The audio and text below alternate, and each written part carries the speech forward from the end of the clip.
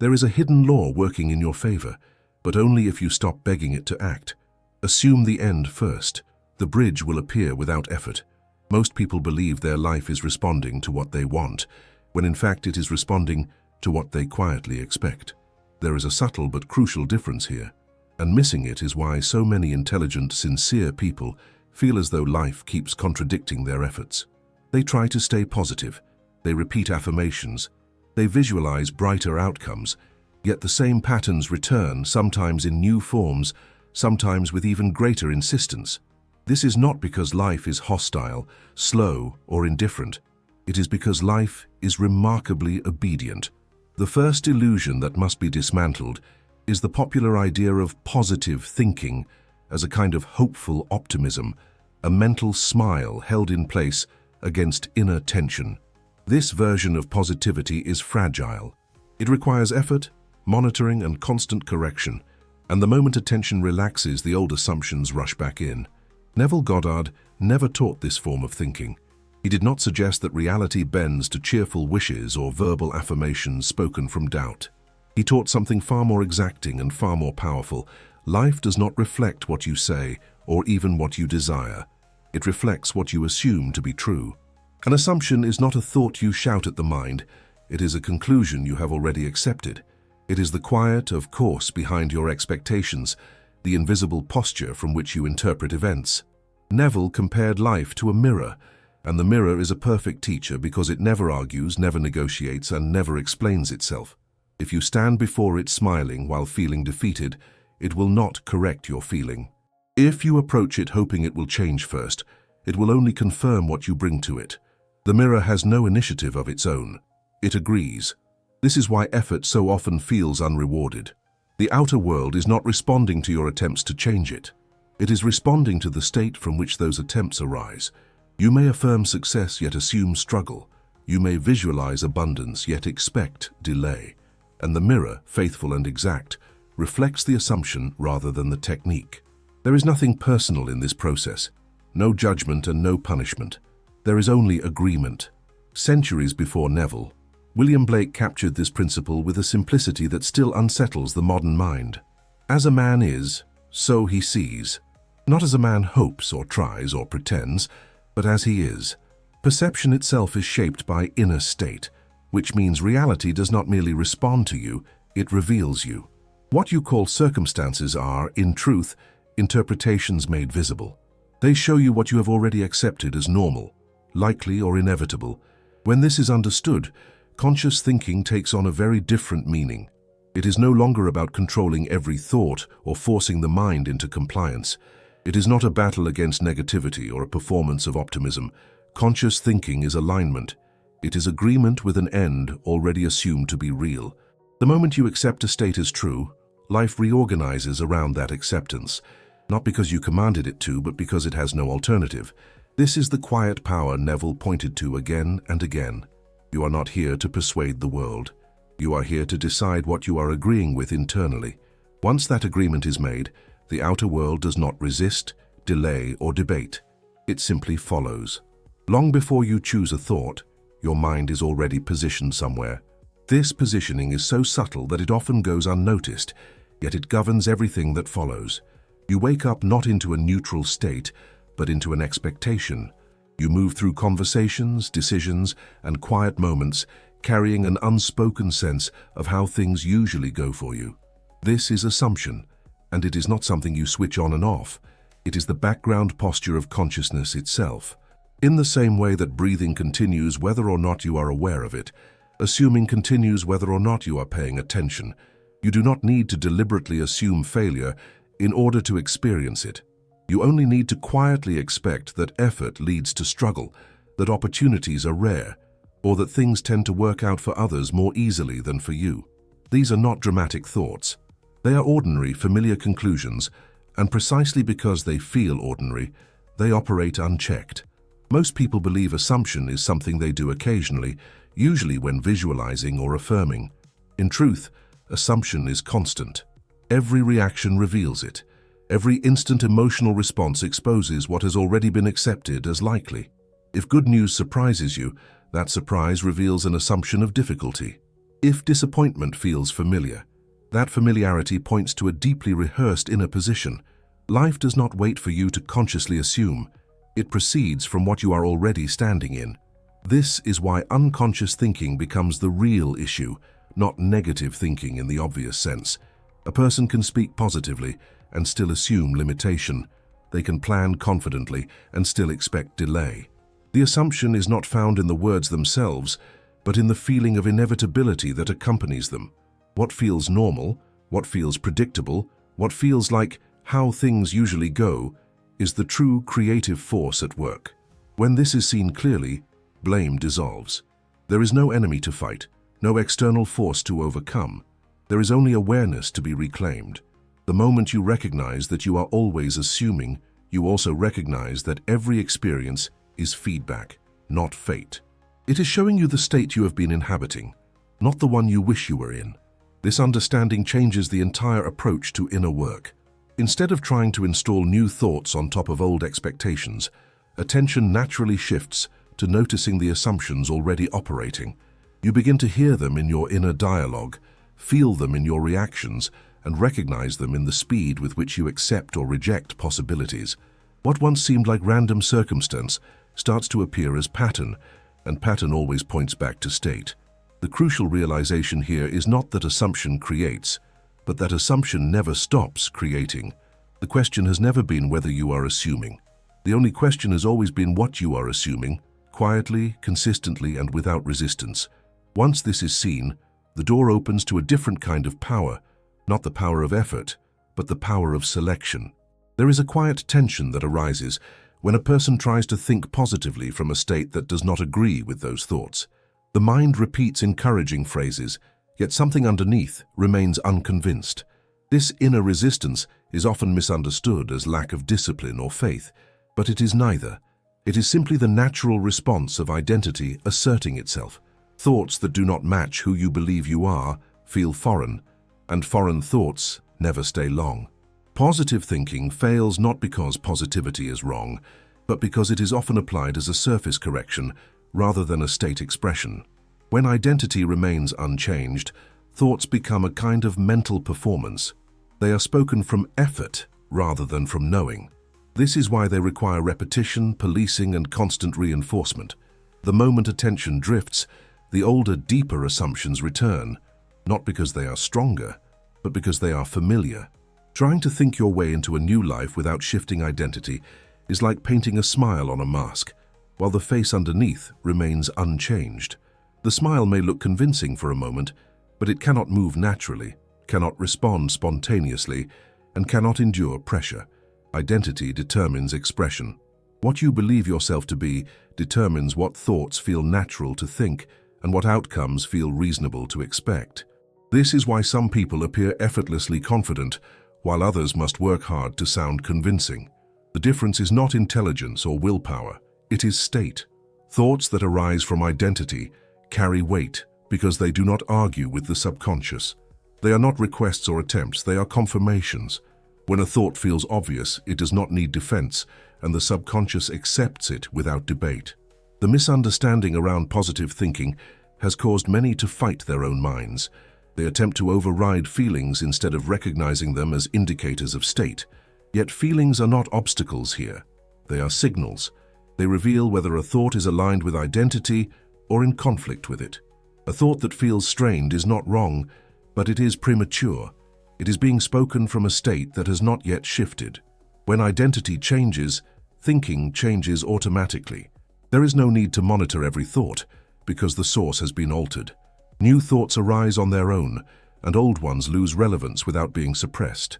This is the shift Neville continually pointed toward, the movement away from correcting thoughts and toward selecting the state from which thoughts emerge. Once this is understood, the struggle around positivity dissolves. The focus is no longer on maintaining a mental attitude, but on recognizing where consciousness is standing. From the right state, thoughts feel effortless, emotions feel appropriate, and expectation feels calm. Positive thinking works only when it is no longer an effort, but a natural reflection of who you already assume yourself to be. Feeling is the acceptance signal. Before an assumption takes form in the outer world, it is first registered internally as feeling. This feeling is not always dramatic, emotional, or intense. More often, it is subtle, almost quiet, like a background tone that colors experience without drawing attention to itself. Neville emphasized feeling not as emotion in the ordinary sense, but as the inward sense of reality, the moment something is accepted as true rather than merely imagined. The subconscious does not respond to words alone. It responds to meaning, and meaning is carried by feeling. In this way, feeling operates like a password. A password does not work because it is spoken confidently or repeated often. It works because it matches exactly. When the feeling behind a thought matches the state being assumed, the subconscious opens without resistance. When it does not, nothing is impressed, no matter how elaborate the mental imagery may be. This is where confusion often arises. People associate feeling with excitement, joy, or emotional intensity, and when these do not appear, they assume the assumption has failed. Yet acceptance rarely announces itself with fireworks.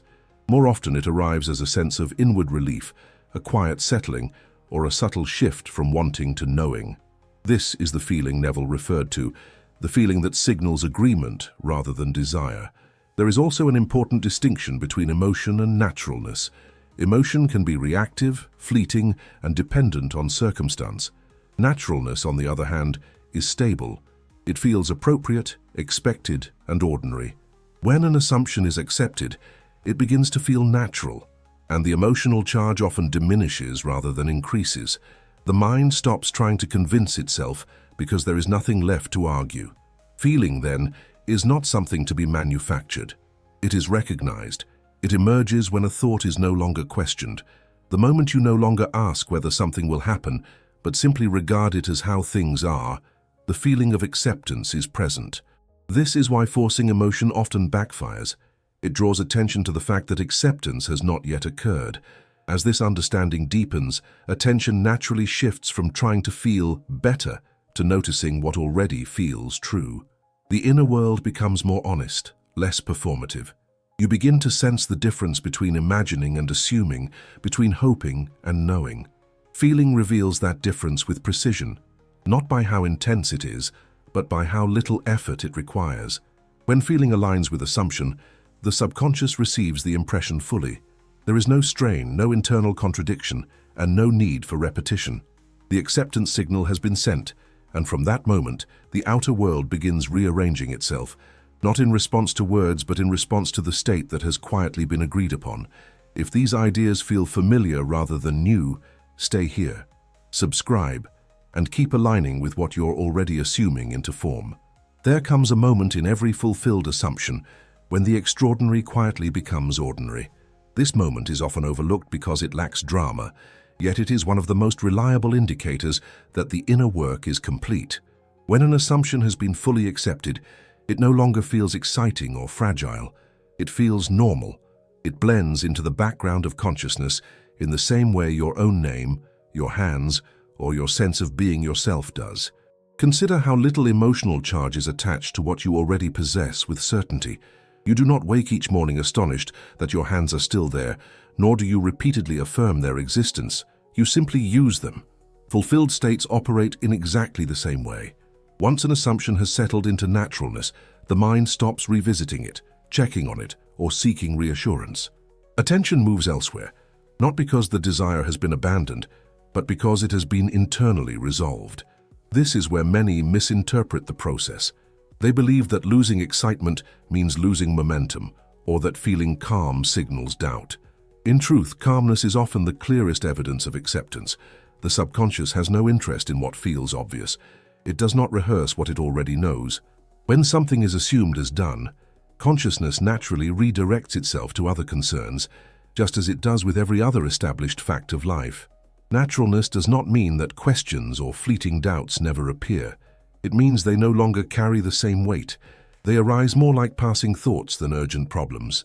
Doubt changes form at this stage. It may still flicker through the mind, but it no longer defines the state.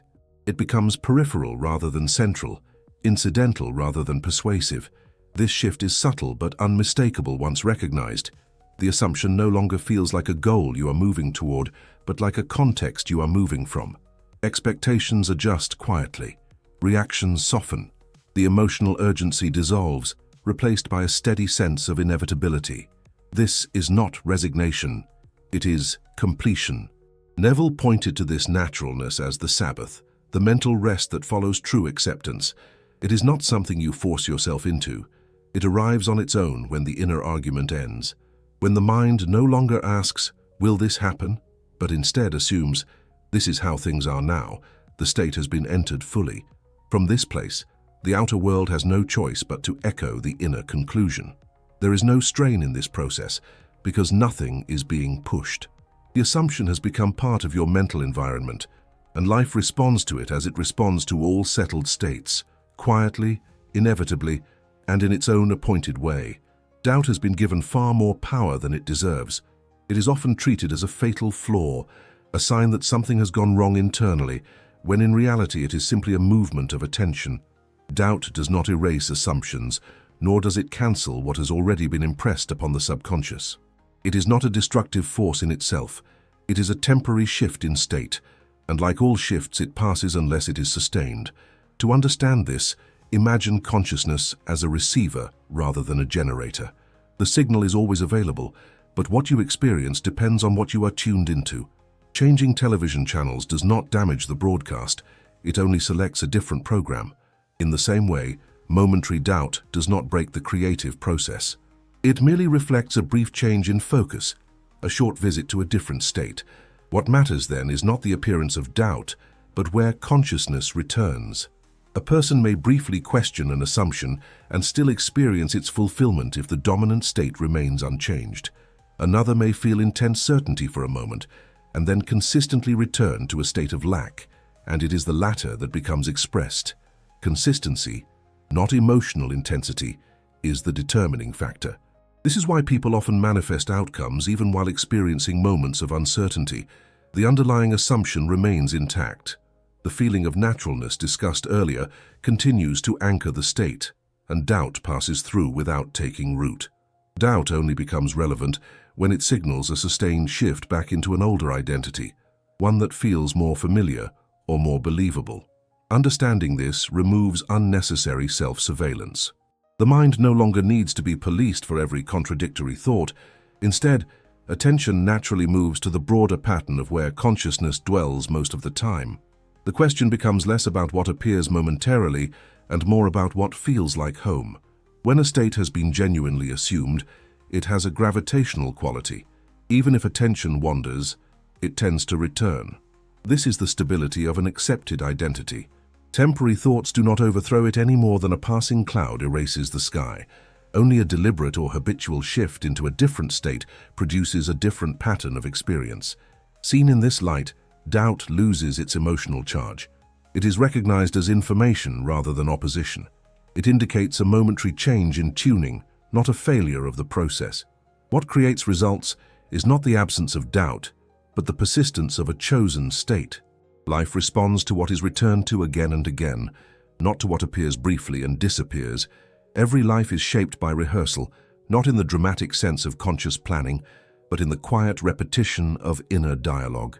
What you consistently tell yourself, especially in unguarded moments, forms the script from which experience unfolds.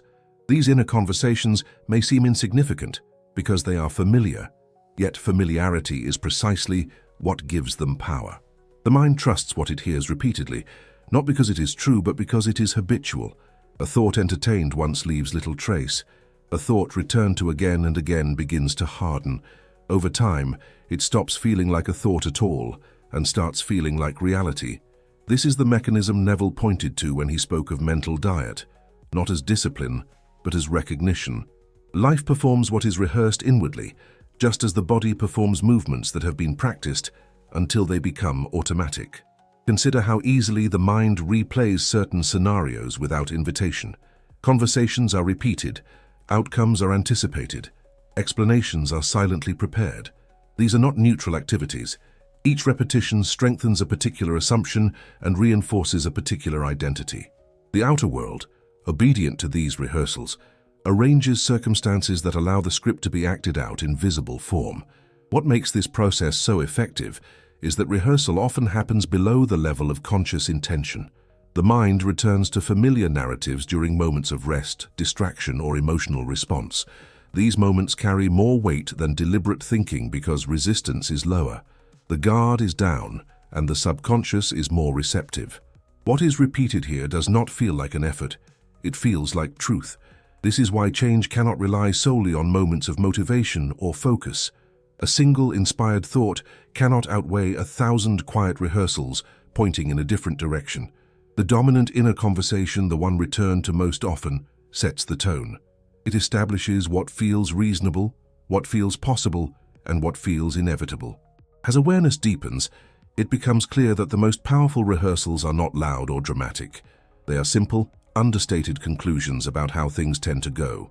These conclusions shape expectation, and expectation shapes perception. Events are then interpreted in ways that confirm the script, reinforcing it further. The loop closes, not because it is forced, but because it is coherent. Yet rehearsal also reveals where change is most easily made. Because what is practiced becomes natural. Altering the script alters what feels natural over time. This does not require strain or suppression, only a shift in what is consistently returned to. Rehearsal reaches its deepest level not in waking effort, but in a particular state of awareness where the mind is relaxed, receptive, and uncritical, a state where impressions are accepted without argument. There is a threshold of consciousness where effort fades and impressions deepen.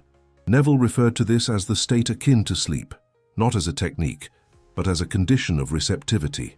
In this state, the sharp edges of waking awareness soften. The mind is no longer busy defending, correcting, or analyzing. It becomes impressionable, open, and unusually honest. What enters consciousness here does not encounter debate. It is received as fact. This is why Sats holds such a central place in Neville's teaching. It is not mystical in the sense of being distant or rare. It occurs naturally every day, in those moments when the body relaxes and the mind drifts, yet has not fully surrendered to sleep. In this softened awareness, assumptions bypass the conscious gatekeeper. The subconscious, no longer challenged, accepts what is felt as real without resistance. The analogy of wet cement captures this perfectly. Dry cement resists pressure. Impressions barely register. Wet cement, however, takes shape effortlessly. Consciousness in Sats behaves the same way. It records the emotional reality presented to it, not because it has been convinced, but because it is unguarded. There is no argument, no comparison, and no need for proof. Feeling is enough.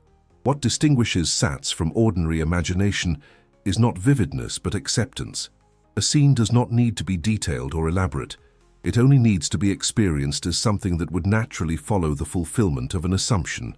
In this state, the mind is not trying to make something happen.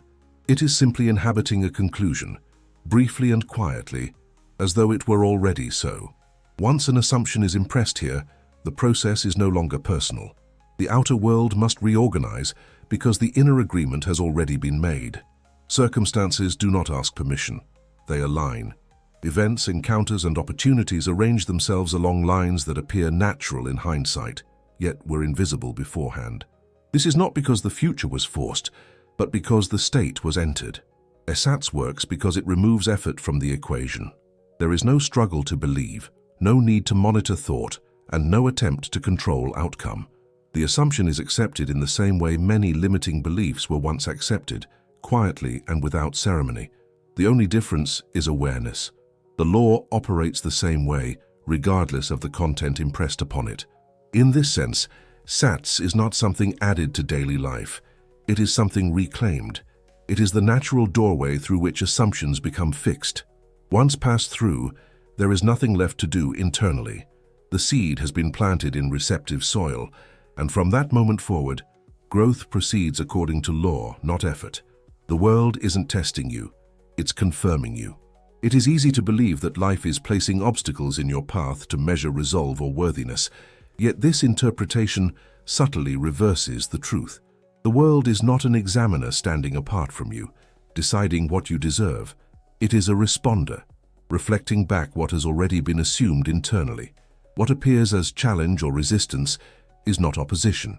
It is confirmation, shaped precisely to match the state being occupied. Circumstances take their tone from expectation. When an assumption is held consistently, The world arranges itself to echo it, often in ways that feel uncannily appropriate. Events do not arrive randomly, nor do they conspire against intention. They align. Even experiences labeled as setbacks carry information, revealing where consciousness has been dwelling. The meaning you assign to them is not imposed from outside, it arises from the state through which they are perceived. The echo is a perfect analogy here, because it removes all personalization. An echo does not judge the sound it repeats. It does not edit, improve, or soften it.